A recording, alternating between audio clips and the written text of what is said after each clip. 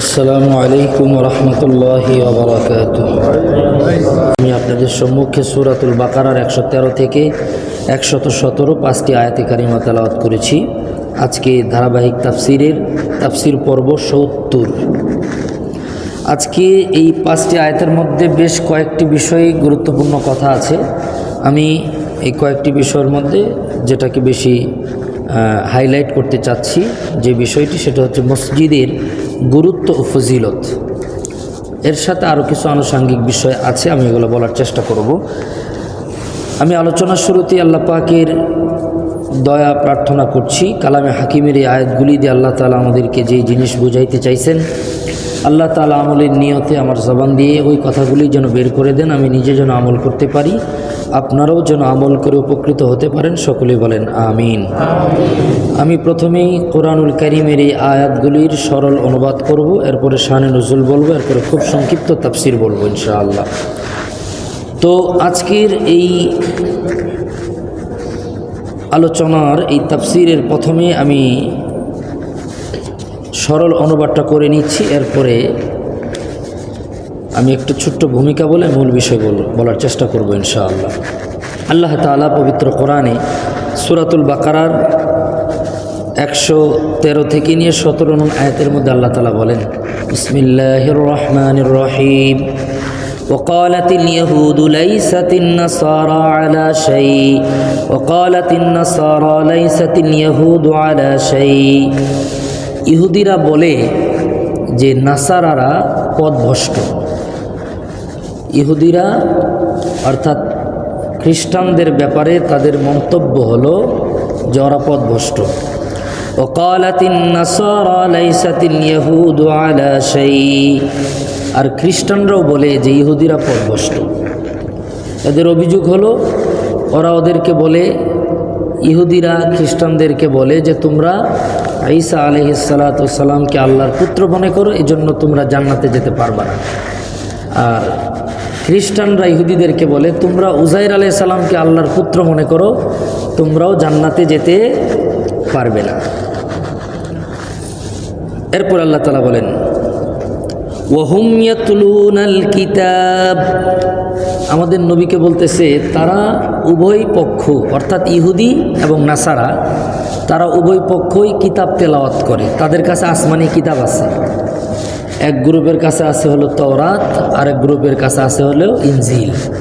আল্লাহ তাআলা বলেন একজন আরেকজনকে পথভ্রষ্ট বলে, তারা উভয় কিতাব তেলাওয়াত করে। এখানে কিতাব দ্বারা উদ্দেশ্য আসমানি কিতাব, মানে তাদের কাছে আসমানি কিতাব আছে।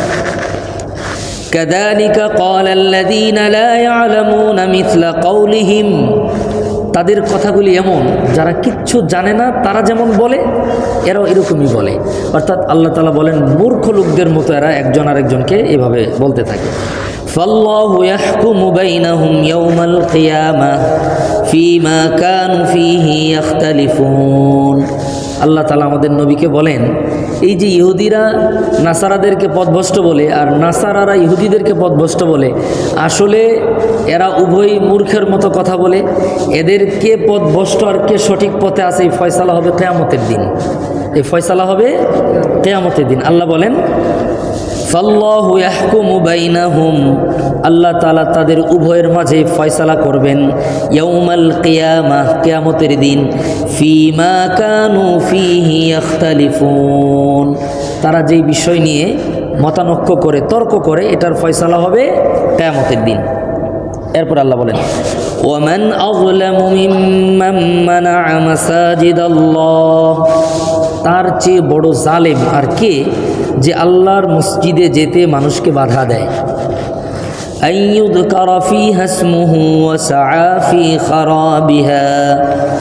যারা কিনা মসজিদে গিয়ে আল্লাহর নামের জিকির করবে, এই আল্লাহর জিকিরকারীদেরকে, আল্লাহকে স্মরণকারীদেরকে মসজিদে যেতে বাধা দেয়, এর চেয়ে বড় জালেম আর কেউ হতে পারে না। ওয়া সাআ ফী খারাবিহা। আর চায় এই মসজিদকে বিরান করতে, মসজিদকে শূন্য করতে চায়। এরপর আল্লাহ তাআলা বলেন উলাইকা মা কানা লাহুম আন ইয়াদখুলুহা ইল্লা খাইফিন। এরা তো মসজিদে যেতে চায় একমাত্র ভীত সন্ত্রস্ত হওয়ার জন্য, আল্লাহর ভয়ে তারা মসজিদে যেতে চায়, অন্য কোনো কাজের জন্য নয়। লাহুম ফিদ দুনিয়া খিজিয়ুন ওয়া লাহুম ফিল আখিরাতি আযাবুন আযীম।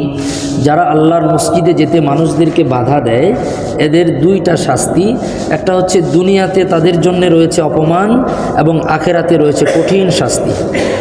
ওয়ালিল্লাহিল মাশরিক ওয়াল মাগরিব, আল্লাহর জন্যই পূর্ব পশ্চিম, অর্থাৎ কেউ যেন এমন মনে না করে আমরা পশ্চিম দিকে ফিরে কেবলামুখী হয়ে, আমরা পশ্চিম বললাম আর কি কেবলাকে মূল উদ্দেশ্য, কেউ যদি মনে করে যে শুধু কেবলার দিকে ফিরে নামাজ পড়ি তার মানে এই কেবলার দিকে শুধু আল্লাহকে পাওয়া যায়, এই উত্তর দক্ষিণ পূর্ব পাশে মনে হয় আল্লাহ নাই, ব্যাপারটা এমন না। আসলে আল্লাহ সব জায়গায় বিরাজমান, সব দিকেই আল্লাহ আছেন। ওয়ালিল্লাহিল মাশরিক ওয়াল মাগরিব, আল্লাহর জন্যই মাশরিক এবং মাগরিব, পূর্ব এবং পশ্চিম। ফাআইনামা তুওয়াল্লু ফাসাম্মা ওয়াজহুল্লাহ, আল্লাহ তাআলা বলেন তোমরা যেদিকেই মুখ ফিরাও সেদিকেই আল্লাহ তাআলাকে পাবে। ইন্নাল্লাহা ওয়াসিউন আলিম, আল্লাহ মহাজ্ঞানী। ওয়াকালু ইত্তাখাযাল্লাহু ওয়ালাদা, আর তারা বলে আল্লাহ তাআলা সন্তান গ্রহণ করেছেন। নাউজুবিল্লাহ বলে, এটা বলে ইহুদিরাও বলে, নাসারারাও বলে। নাসারারা ইহুদিদেরকে বলে, ইহুদিরা নাসারাদেরকে বলে। সুবহানাহ, আল্লাহ মহান পবিত্র এই জিনিস থেকে। বাল্লাহু মা ফিস সামাওয়াতি ওয়াল আরদ, বরং আকাশ জমিনে যা আছে সব কিছু আল্লাহর। কুল্লুল লাহু কানিতুন, প্রত্যেক সৃষ্টি আল্লাহর জন্যে তারা নিজেদেরকে আত্মসমর্পণ করেছে, প্রত্যেকেই আল্লাহর জন্যে আত্মসমর্পণ করেছে। এই নবমণ্ডল ভূমণ্ডল আমরা যা কিছু দেখতে পাই সব কিছুই কার জন্যে? আল্লাহর জন্যে। আল্লাহ মালিক, এগুলা প্রত্যেকেই আল্লাহর প্রতি অনুগত, প্রত্যেকেই আল্লাহর প্রতি অনুগত। বাদিউস সামাওয়াতি ওয়াল আরদ, আকাশ এবং জমিনের নবস্রষ্টা আল্লাহ। এখানে নবস্রষ্টা আল্লাহ বলার বাংলা অনুবাদ বললাম, এর অর্থ হলো এই সব কিছুর একমাত্র স্রষ্টাকে আল্লাহ। নব বলার উদ্দেশ্য হলো আল্লাহ নতুন করেছেন, আল্লাহ প্রথম করেছেন, এরপরে আর কেউ করবে না, শেষও আল্লাহ শুরুও, অর্থাৎ আল্লাহ পাক সব কিছুর স্রষ্টা একমাত্র আল্লাহ। وَإِذَا قَضَى أَمْرًا فَإِنَّمَا يَقُولُ, যখন তিনি কোনো কিছু করতে চান, আল্লাহ যখন কোনো কিছু করতে চান শুধু বলেন কুন, আল্লাহ শুধু বলেন হও, আল্লাহ শুধু কি বলেন? হও। ফায়াকুন, সাথে সাথে তা হয়ে যায়। সুবহানাল্লাহ বলেন। আল্লাহর কোনো কিছু বানাইতে হয় না, শুধু কুন কুন বলতে যতক্ষণ লাগে এরও আগেই আল্লাহর হুকুম পালন হয়ে যায়। وقال الذين لا يعلمون لولا, আচ্ছা এতটুকুই, কুন ফায়াকুন পর্যন্ত আমি তেলাওয়াত করেছি 17 আয়াত। এটা হচ্ছে আপনার সরল অনুবাদটা করলাম। আপনারা সরাসরি অনুবাদ বললে সব কথা স্পষ্ট বুঝবেন না, এজন্যে শানে নুজুল এবং এর সংক্ষিপ্ত ব্যাখ্যা প্রয়োজন আছে। আল্লাহ রাব্বুল আলামিন এই আয়াতগুলির শুরুতেই ইহুদি এবং নাসারাদের তর্কের কথা বলেছেন। সম্মানিত হাজিরিন, ইহুদি এবং বিশেষ করে ইহুদিদেরকে নিয়ে আমি শুরুতেও বলেছি, পবিত্র কোরআনের ম্যাক্সিমাম আলোচনা ইহুদিদেরকে নিয়ে, ম্যাক্সিমাম আলোচনা ইহুদিদেরকে নিয়ে এবং মূসা আলাইহিস সালাতু সালামের অনুসারীদেরকে নিয়ে। কারণ আল্লাহ পাক রব্বুল আলামিন সবচাইতে বেশি নিয়ামত দিয়েছেন আমাদের মুহাম্মদ রাসূলুল্লাহ সাল্লাল্লাহু আলাইহি ওয়াসাল্লামের উম্মতকে। এরপরেই দ্বিতীয় অবস্থানে আল্লাহ তাআলা ইহুদিদেরকে সবচাইতে বেশি নিয়ামত দিয়েছেন। আল্লাহ তাআলার উদ্দেশ্য হলো ইহুদরা আল্লাহর নিয়ামত পাওয়ার পরে আল্লাহ তাআলার সাথে যেই আচরণ করেছে, যে বিশ্বাসঘাতকতা আল্লাহর সাথে করেছে, এটা যেন উম্মতে মুহাম্মদী না করে আমরা যেন সতর্কতা অবলম্বন করতে পারি। সেজন্য কোরআনের জায়গায় জায়গায় জায়গায় জায়গায় ইহুদিদের নিয়ামতের কথা, ইহুদিদের ঝগড়ার কথা, ইহুদিদের বিপদের কথা, এগুলা আল্লাহ বলে বলে আমাদেরকে স্মরণ করায় দেয়। তারাও নিয়ামতের দিক থেকে ধনী, তোমরাও নিয়ামতের দিক থেকে ধনী। তারা নিয়ামত পেয়ে না শুকরিয়া করতে গিয়া ধ্বংস, অভিশপ্ত, তোমরা যেন অভিশপ্ত না হও, এটা কার উদ্দেশ্য? কিন্তু দুর্ভাগ্যজনক হলেও সত্য, ইহুদিরা যা করেছে আল্লাহর সাথে মুসলমানরা এটার বেশি করে ফেলছে আমার কাছে মনে হয়। এটা কিন্তু আমার মন্তব্য একটা। কেমনে? আপনারা মন খারাপ করতে পারেন যে এটা কেমন কথা কইলেন, দলিল 2-3টা দিয়ে দিই তাহলে ভালো বুঝবেন। ইহুদিদের ধ্বংসের নাম্বার 1 কারণ, 1 নম্বর কারণ হলো তারা তাওরাত কিতাবের আংশিক মানে না।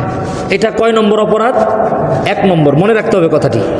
ইহুদিদের ধ্বংসের 1 নাম্বার অপরাধ হচ্ছে তাওরাত কিতাবের কিছু অংশ মেনেছে আর কিছু অংশ মানেনি। আমি দায়িত্ব নিয়ে বললাম, বর্তমান মুসলিমরা কোরআনের কিছু অংশ মানে, কিছু অংশ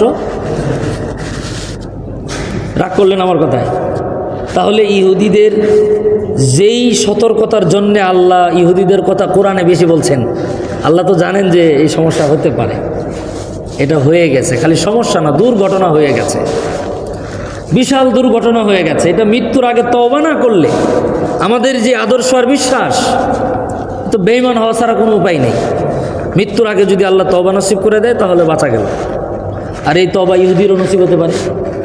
আল্লাহ তো কোরআনে বলে দিয়েছেন, ইহুদি এবং নাসারারাও যদি ফিরে আসে, আল্লাহর কাছে তওবা করে, মুহাম্মদ সাল্লাল্লাহু আলাইহি সাল্লামকে মেনে নেয়, তারাও জান্নাতে যাবে। তাহলে ইহুদিদের অবস্থান আর মুসলমানদের অবস্থান কাছাকাছি। এতটুকু যে আমরা নামাজ পড়ি, ইমানটা আছে, মুহাম্মদ সাল্লাল্লাহু আলাইহি সাল্লামকে বিশ্বাস করি, এই।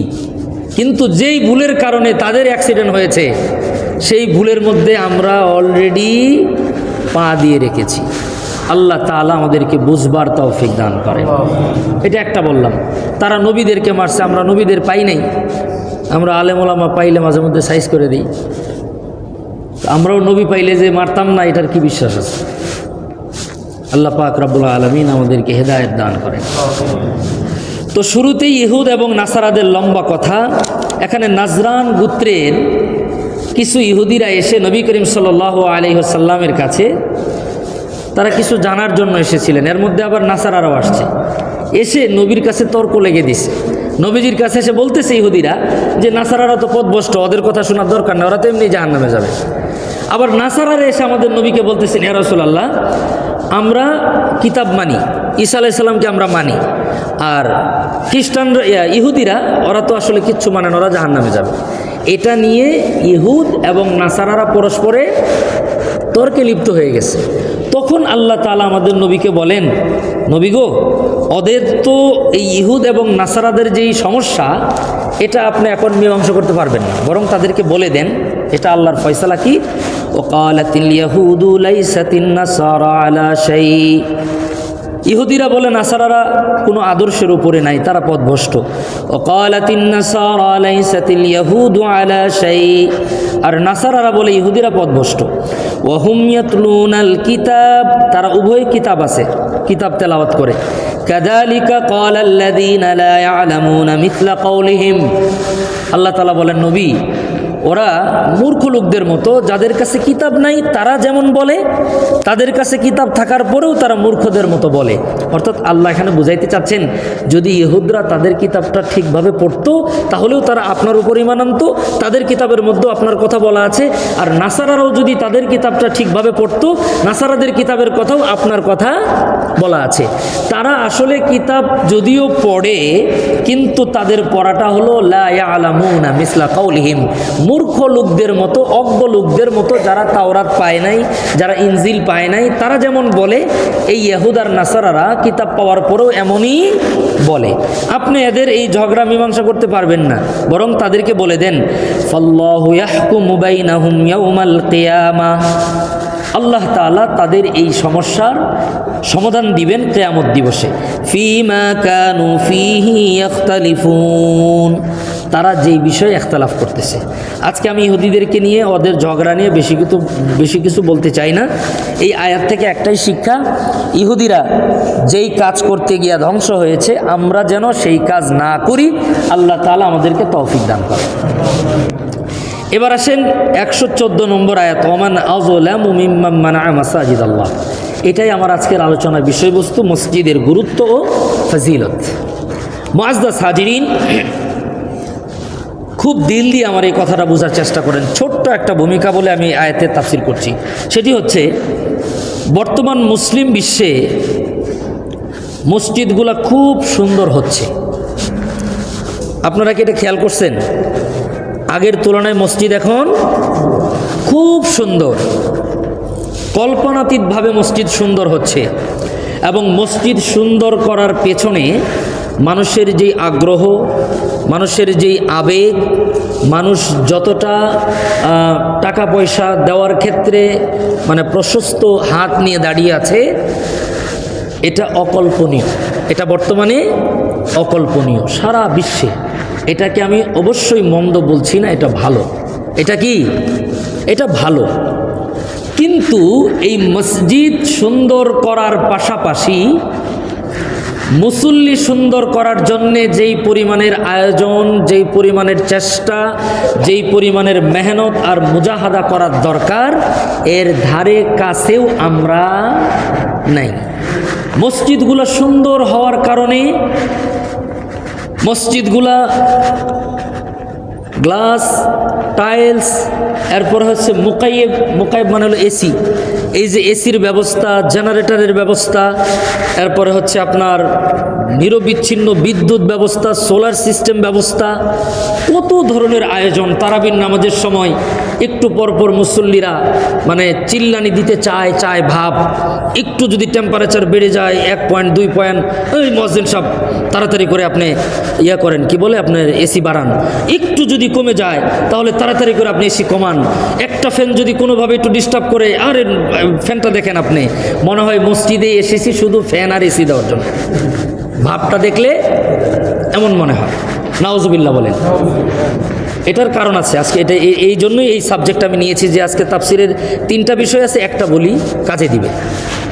মুআজ্জাজ হাজিরিন, মসজিদগুলো সুন্দর হওয়াতে একটা উন্নতি হয়েছে। এখন মেয়ে আর ছেলেরা মিলে মসজিদের সামনে সেলফি ওঠায়। আমি কি ভুল বলছি? এটা একটা দারুণ ব্যাপার না? উন্নতি হয়েছে না? অবাক কাণ্ড। আমি বাংলাদেশের অনেক মসজিদ দেখেছি। বিভিন্ন জায়গায় গেলে আমি ওই এলাকায় যে ভালো মসজিদ থাকে এগুলো দেখি। বড় লোকেরা, ধনী মানুষরা এমন এক মসজিদ বানাইছে যে এই মসজিদ দেখার জন্য 70 কিলো দূরের থেকে পর নারী পর পুরুষকে নিয়ে দেখতে আসে। এগুলার সব সওয়াব তার আমলনামায় যাবে। যিনি এই আয়োজন করছেন, এই আয়োজনের কারণে পর নারী পর পুরুষ এখানে এসে ছবি তোলে। এটার কারণে সওয়াব হবে না গুনাহ হবে? আমি কিন্তু সওয়াবের কথা বলছি, মসজিদ তো উল্টাটা বলছি, বুঝে নিন। এই যে পরনারী পরপুরুষরা এসে মসজিদের সামনে সেলফি তুলে, এই একটা উন্নতি আমাদের হয়েছে। তবে এখন যে মসজিদের সংবাদটা দিব, এরপর আপনারা আলহামদুলিল্লাহ বলবেন। এক ধরনের মসজিদ এখনো আছে যেই মসজিদগুলাতে মসজিদের কোনো উন্নতি নিয়ে চিন্তা নাই, মুসল্লিদের উন্নতি নিয়ে চিন্তা করে ওই মসজিদে গেলে একটাও টুপি ছাড়া লোক পাবেন না। কোনোদিন ওই মসজিদের সামনে সেলফি তোলা হয় না। সেই মসজিদগুলো হলো দাওয়াত ও তবলিগের মেহনতের মারকাজের মসজিদ। কোনোদিন আমি দেখলাম না। আমিও সোশ্যাল মিডিয়ার সাথে একটু জড়িত আছি, দেখতে হয়তো খোঁজ রাখি, কিন্তু কোনোদিন কোনো মারকাজ মসজিদের ছবি আমি দেখি না। কারণ ওইটা ছবি দিবে কি, ওইটার ব্যাকগ্রাউন্ড তো ছবির মতো না। প্লিজ, আমি খুব দরদ নিয়ে কথাটা বলতেছি, আমি খুব ব্যথা নিয়ে কথাটা বলতেছি। এই যে আমাদের মসজিদের উন্নতি হচ্ছেই তো হচ্ছে, মুসল্লিদের উন্নতি নাই। এটা যদি চলতেই থাকে, একটা সময় মসজিদ থাকবে, এসি থাকবে, ঠান্ডা হবে, দামি কার্পেট শোভা পাবে, দামি ঘড়ি শোভা পাবে, কিন্তু মুসল্লি মসজিদে আসবে না। আল্লাহ পাক রব্বুল আলামিন এই আয়াতের মধ্যে এই অন্তর্নিহিত মেসেজটা আমাদেরকে দিয়েছেন, তোমরা সতর্ক হও মসজিদের ব্যাপারে। মসজিদ খুব সেন্সিটিভ জিনিস। আল্লাহ পাক রব্বুল আলামিন পবিত্র কোরআনের মধ্যে বলেন, সবচেয়ে বড় জালেম সে যে মসজিদে আসতে মানুষদেরকে বাধা দেয়। এখন বাধা দেওয়ার বিভিন্ন সূরত আছে, আমি শানে নজুল বললে আপনারা আস্তে আস্তে বুঝবেন ইনশাআল্লাহ। আল্লাহ পাক রব্বুল আলামিন বলেন, ومن أظلم ممن منع مساجد الله, তার চেয়ে বড় জালেম এই জমিনের মধ্যে আর কে, যে কিনা মানুষরা আল্লাহর ঘরে আল্লাহর জিকির করার জন্যে কোরআন তেলাওয়াত করার জন্যে, আল্লাহকে স্মরণ করবার জন্য আল্লাহর ঘরে আসতে চায়, তাদেরকে আল্লাহর ঘরে আসতে বাধা দেয়। আল্লাহ তাআলা বলেন এর চাইতে বড় জালেম আর কেউ হতে পারে না। ওয়াসআ ফি খারাবিহা, এবং তারা চায় মসজিদগুলা বিরান হয়ে যাক, মসজিদগুলা মানুষ শূন্য হয়ে যাক। উলাইকা মা কানা লাহুম আন ইয়াদখুলুহা ইল্লা খাইফিন, তারা তো এই জন্য মসজিদে আসতে চায় যে একমাত্র আল্লাহর ভয় অন্তরের মধ্যে দেওয়ার জন্যে। আল্লাহ পাক রব্বুল আলামিন বলেন যাদের কারণে, যাদের চিন্তা চেতনা, যাদের দর্শনের কারণে আল্লাহর ঘরগুলা খারাপ হয়ে যাবে, আল্লাহর ঘরগুলা বিরান হয়ে যাবে, মুসল্লি শূন্য হয়ে যাবে। লাহুম ফিদ দুনিয়া খিজিউন ওয়া লাহুম ফিল আখিরাতি আযাবুন আযীম, তাদের জন্যে দুনিয়াতে আছে অপমান এবং আখিরাতে আছে কঠিন শাস্তি। এর শানে নজুল, তিনটা শানে নজুল বর্ণিত আছে। হযরতে আব্দুল্লাহ ইবনে আব্বাস রাদিয়াল্লাহু তাআলা আনহু রাইসুল মুফাসসিরিন, আমি ওনার বর্ণিত দুইটা শানে নজুল বলতেছি। এক নাম্বার হলো নবী করিম সাল্লাল্লাহু আলাইহি ওয়াসাল্লাম 1400 লোক নিয়ে, 1400 সাহাবা একরাম আজমাইনকে নিয়ে মদিনা থেকে মক্কায় নবীজি সফর করার নিয়ত করলেন এবং চলে আসলেন মক্কার অদূরে হুদাইবিয়ায়। আমার সৌভাগ্য হয়েছিল হুদাইবিয়াতে যাওয়ার, যেই জায়গাতে নবী করিম সাল্লাল্লাহু আলাইহি ওয়াসাল্লাম হুদাইবিয়া সন্ধি করেছিলেন, মক্কা থেকে 35 কিলোমিটার দূরে।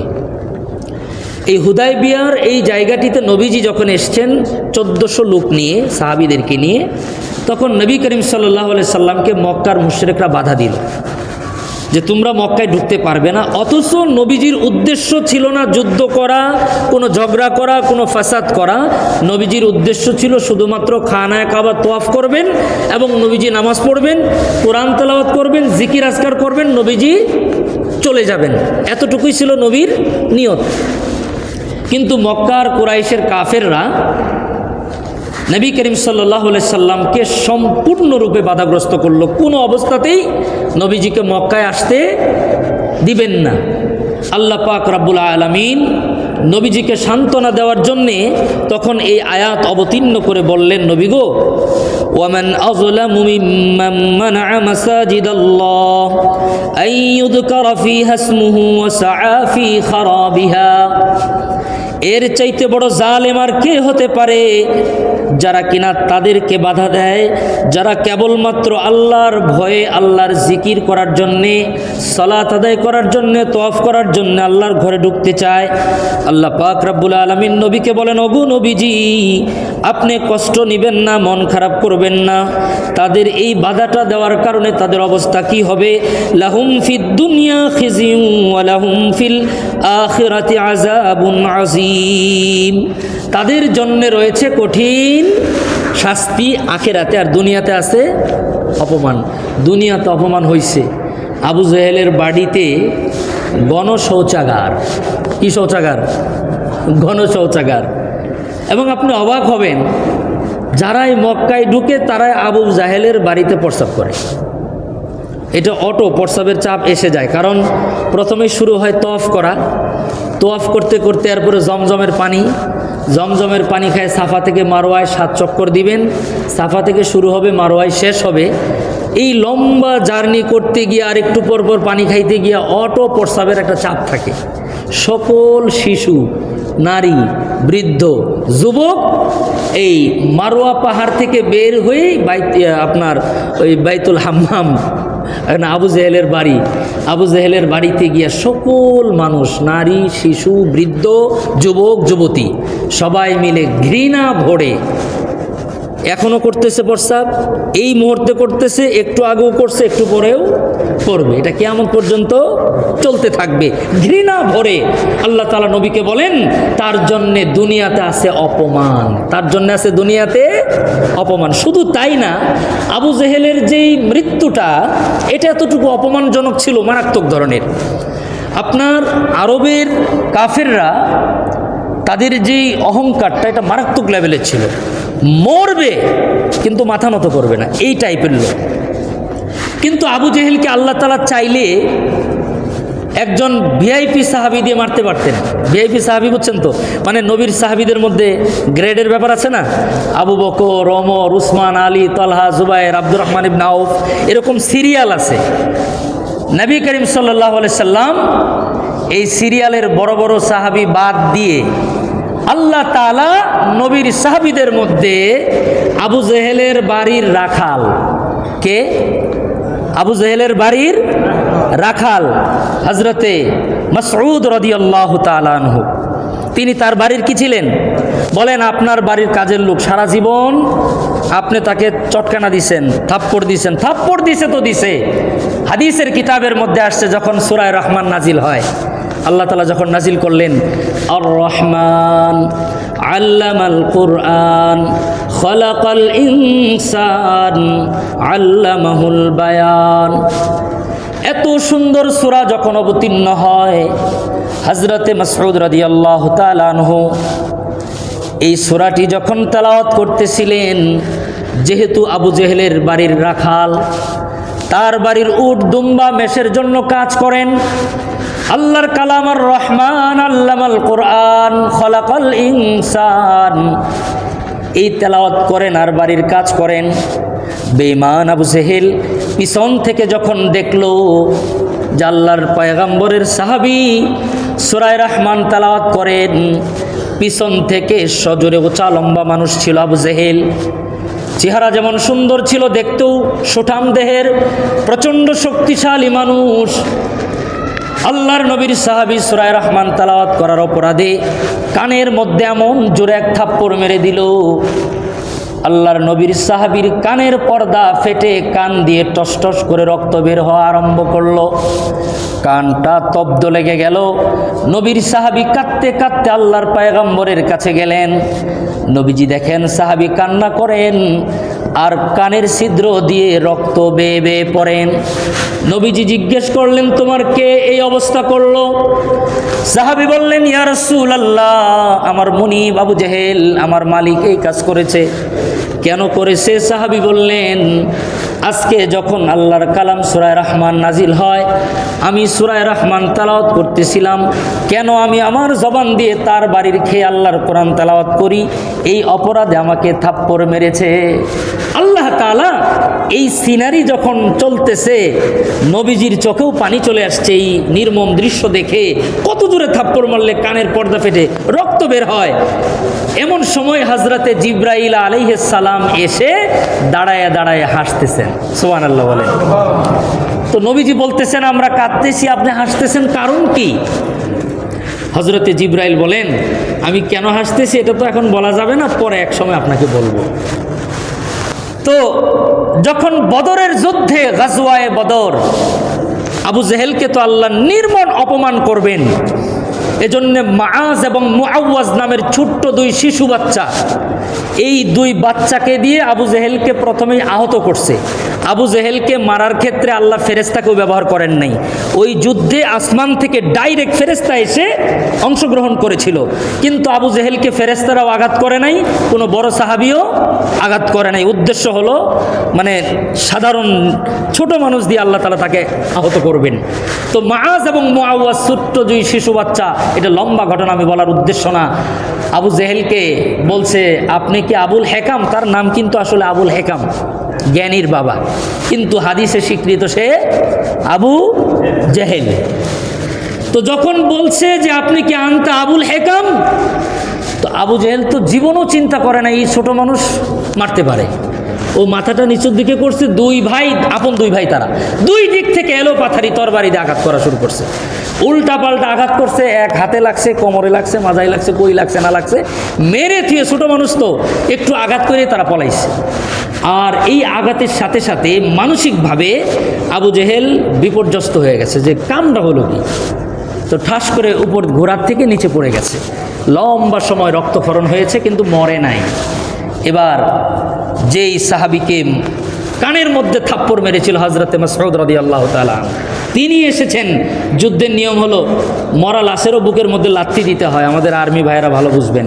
মরা লাশেও কয় লাথি দিতে হয়? দুইটা, কারণ যদি মানে বেঁচে থেকে মরার ভান করে তো লাত্তি দুইটা মারছে, মারার পর আবু জেহেলের যে ভাষা, এটা সহিহ বুখারীর 2য় খণ্ডে আছে। আবু জেহেল বলতেছিল, আমরা বলি না ফকিনীর বাচ্চা, এরকম একটা শব্দ বলছে যে মনে হয় পাহাড়ের উপর পাটা রাখলি। দেখেন কত মারাত্মক, মৃত্যুর আগ মুহূর্তে।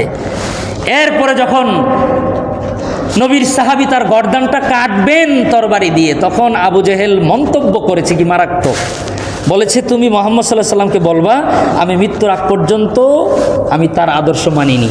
1 2 নম্বর, আমার গর্দানটা একটু গোড়ার থেকে কাইটো, যেন মাথাটা লম্বা, আমার ঘাড়টা যে লম্বা এটা যেন বোঝা যায়। সেভাবেই কাটা হয়েছে।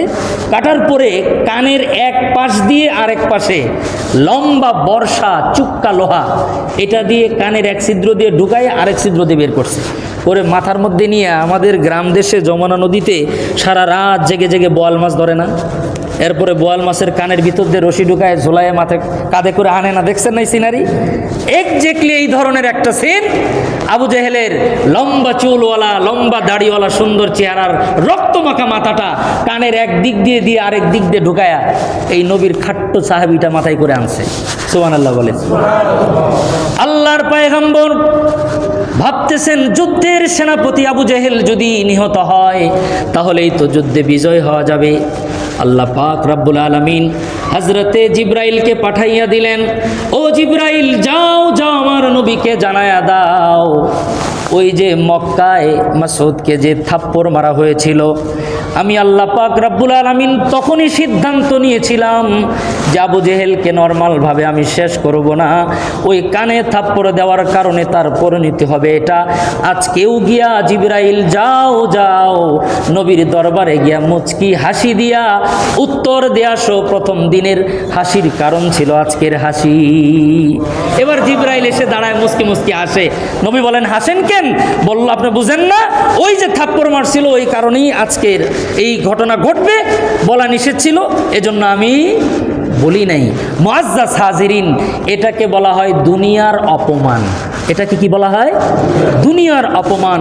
আল্লাহ পাক রব্বুল আলামিনের সবচাইতে প্রিয় মানুষটাকে আল্লাহর ঘরে ঢুকতে দেয় নাই, এজন্য আল্লাহ বলেন খিজউন ফিল হায়াতি দুনিয়া, এই দুনিয়ার জীবনে তার জন্য রয়েছে কি কঠিন অপমান।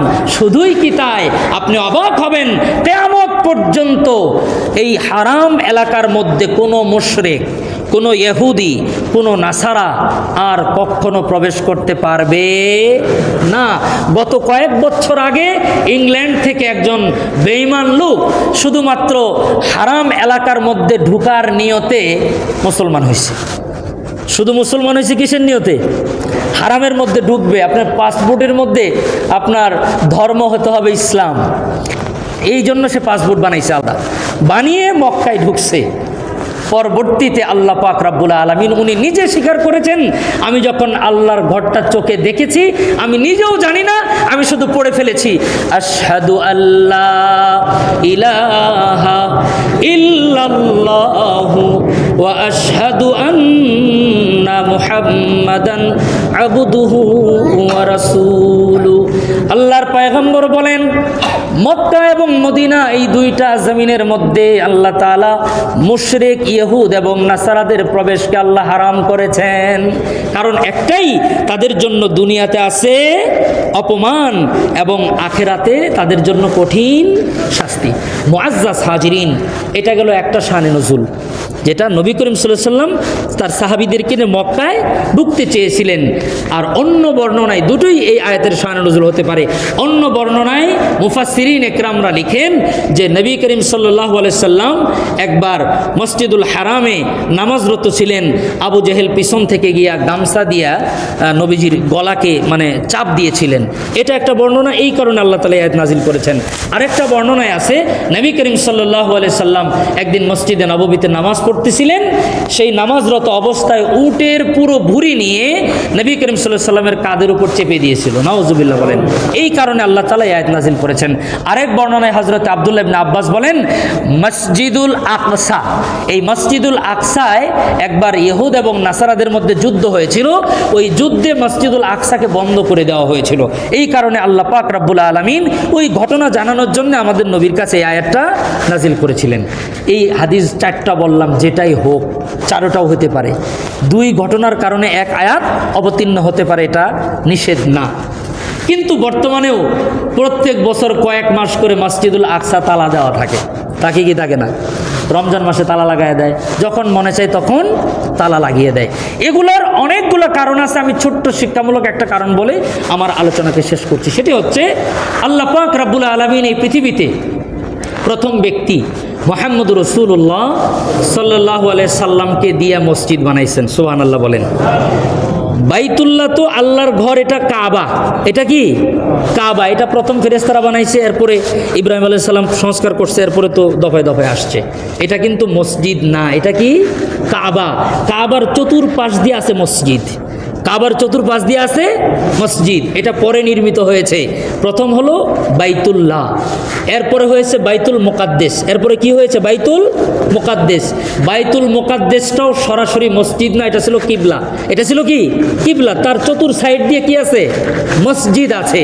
কিন্তু পৃথিবীতে প্রথম মসজিদ মুহাম্মদুর রাসূলুল্লাহ সাল্লাল্লাহু আলাইহি সাল্লাম বানিয়েছেন, সেটা হলো মসজিদে কুবা। সুবহানাল্লাহ বলেন। মসজিদে কুবা এটা মদিনায়, মসজিদে কুবা এটা মদিনায়। মসজিদে কুবার লম্বা ইতিহাস আছে। আমি খুব সম্ভবত আর এক জুমা পর থেকে হজের বয়ান শুরু করব, তখন আপনাদের সামনে আমি এটা বলবো। মসজিদে কুবা এমন একটা মসজিদ, এই মসজিদে কেউ যদি 2 রাকাত নামাজ পড়ে, আল্লাহ তাআলা তার আমল নামায় একটি উমরার নেকি দিয়ে দেন। নবী করিম সাল্লাল্লাহু আলাইহি সাল্লাম প্রথম মসজিদ বানিয়েছেন মসজিদে কুবা। আর এই মসজিদে কি কি হইতো? এই মসজিদে হতো তালিম তরবিয়ত, অর্থাৎ শিক্ষা কার্যক্রম চলতো। কি চলতো? তালিম তরবিয়ত, শিক্ষা কার্যক্রম। 2 নম্বর, এই মসজিদে বিচার কার্য চলতো। আমাদের বাংলাদেশেও একটা মসজিদ আছে নওগাঁতে, কোসম্বা মসজিদ, 5 টাকার নোটের মধ্যে আছে। আমার সুযোগ হয়েছিল এই মসজিদে যেতে। এই মসজিদে যখন আমি গিয়েছি, তখন দেখলাম এই মসজিদের মধ্যে বড় সিংহাসন আছে, একবারে পাকা করা। আপনারা গেলে দেখবেন, নওগাঁর লোক থাকলে আপনারা তো জানেন। সেই মসজিদের মধ্যে এরকম আলাদা বিচার কার্য যে মসজিদে হইতো, ওই মসজিদে গেলে বোঝা যায় যে মসজিদের মধ্যে কি চলতো? বিচার কার্য। তাহলে মসজিদ থেকে সামাজিক কার্যক্রম, মসজিদের মধ্যে বিবাহ শাদী, মসজিদের মধ্যে তালিম তরবিয়ত, মসজিদের মধ্যে সামাজিক বিভিন্ন কার্যকলাপ নবীজি পরিচালনা করেছেন, বিচার পরিচালনা করেছেন। মসজিদ ছিল মুসলমানের জন্য উন্মুক্ত জায়গা। আর এখন বর্তমানে মসজিদ হলো তালা দেওয়ার জিনিস। ঠিক বললাম না? ঠিক বললাম। 24 ঘন্টার মধ্যে সর্বোচ্চ 2 ঘন্টা তালা ছাড়া পাবেন, আর 22 ঘন্টা পাবেন তালা লাগানো, অত্যাধুনিক তালা দেওয়া, আবার সিসি ক্যামেরা দেওয়া, কেউ যেন বলেও না ঢুকে। কাজটা হয়েছে কি খেয়াল করছেন আপনারা? কোন দিকে হাঁটতেছি আমরা? এখন বলবেন যে চোর আসে, চোর আসবে কেন? সেটাই তো প্রশ্ন। মসজিদ উন্মুক্ত থাকার কথা ছিল। আজকে মসজিদের মধ্যে বাচ্চা ঢুকলে অনেক মানুষের মাথা গরম হয়ে যায়। মাফ করবেন আল্লাহর ওয়াস্তে, আমি বিনয়ের সাথে বলছি। ছোট বাচ্চা দেখলে অনেক মানুষের মাথা গরম হয়ে যায়। এটাও ভালো সেন্সেই করে, ভুল সেন্স। কি সেন্স? ভুল চিন্তা। তারা মনে করে বাচ্চারা এসে চিল্লাচিল্লি করে। আরে না, এই বাচ্চা একদিন আসলে বড় হলেও আসতেই থাকবে। আর ছোটোবেলায় যদি ঠিকঠাক মতো বাধা দিতে পারেন, ও বড় হলে বুঝবে যে এটা তো যাওয়ার জায়গাই না। 22 ঘন্টা এমনি তালা থাকে, এরপরে বড় মুরব্বীরা দেখলে ধমক দেয়, তাহলে তো এটা যাওয়ার জায়গা না, এটা যাওয়ার জায়গা না, এটা তো সম্মান করতে হবে, দেখলেই ভক্তি দিতে হবে, প্রণাম দিতে হবে, এটার আশপাশ দিয়ে যাওয়া যাবে না, খবরদার। এটা বর্তমান আমাদের। এটার কারণে শাস্তি, বাইতুল মুকাদ্দাস তালা দেওয়া হয়। খুব বেশি দিন বাকি নাই, পৃথিবীর মসজিদগুলোকে যদি আবাদ না রাখা যায়, বাইতুল্লাতেও তালা ঝুলে যেতে পারে। সতর্ক থাকতে হবে আমাদেরকে। কারণ করোনার সময় একবার অফ করা হয়ে গিয়েছিল, যেটা কল্পনা করে নাই মুসলমানরা। করোনার সময় এক পর্যায়ে হজ বন্ধ হয়ে গিয়েছিল না? মুআজ্জাজ হাজিরিন, কথা শেষ। বড় দরদ আর ব্যথা নিয়ে বলি, মসজিদকে আপন করতে হবে, মসজিদে যাইতে হবে। মসজিদ ভয়ের জায়গা না, মসজিদ ধরা যাবে না, ছোঁয়া যাবে না। এই কোরআন শরীফের মতো অবস্থা হয়েছে। কোরআন শরীফ এটা ধরা যাবে না, ছোঁয়া যাবে না, আমল করা যাবে না, পড়া যাবে না, এটা গেলাপ দিয়ে টাঙায় রাখতে হবে। আর বছরে একবার হুজুর এনে কোরআন শরীফ খতম করাইতে হয়। এই জন্য আল্লাহ কোরআন নাজিল করছে। নাউজুবিল্লাহ বলি। এই কোরআন থেকে সরতে সরতে সরতে সরতে আল্লাহ থেকে দূরে চলে গেছি। এই মসজিদ একটা জায়গা যেখানে মুসলমানের সাথে আল্লাহর সম্পর্ক করার কিছু জিনিস শেখা যায়। এটার থেকে দূরে যাইতে যাইতে তালা দিতে দিতে দিতে দিতে কোনো মসজিদ আজানের আগে খোলা পাওয়া যায় না। আমি যেখানেই দেখেছি, জিজ্ঞেস করলে বলে যে আজান যখন দিবেন তখন আপনি আজানের পরে এসে, অর্থাৎ এটা হলো তালা দেওয়ার জায়গা। আপনি আসবেন, জাস্ট নামাজটা শেষ, দূরে চলে যাবেন। খবরদার, মহিলা মানুষ যেন আশপাশ দিয়ে না আসে, বাচ্চারা যেন আশপাশ দিয়ে না আসে, যুবকরা যেন না আসে। যেটা আতর, লুলা, ল্যাংরা, খুড়া, বুড়া যেগুলো আছে এগুলো আসবে, নামাজের 2 মিনিট আগে আসবে, সালাম ফিরায় চলে যাবে। এই জন্য হলো মসজিদগুলো আমরা সুন্দর করতেছি। আল্লাহর কাছে জবাব দিতে হবে। আল্লাহ পাক রব্বুল আলামিন কথাগুলি বুঝার, আমল করার তৌফিক দান করেন। ও আখিরে দাওয়ানা আলহামদুলিল্লাহি রাব্বিল আলামিন। কিছু শক্ত কথা বলে ফেলেছি, কষ্ট পেয়ে থাকলে ক্ষমা করে দিবেন।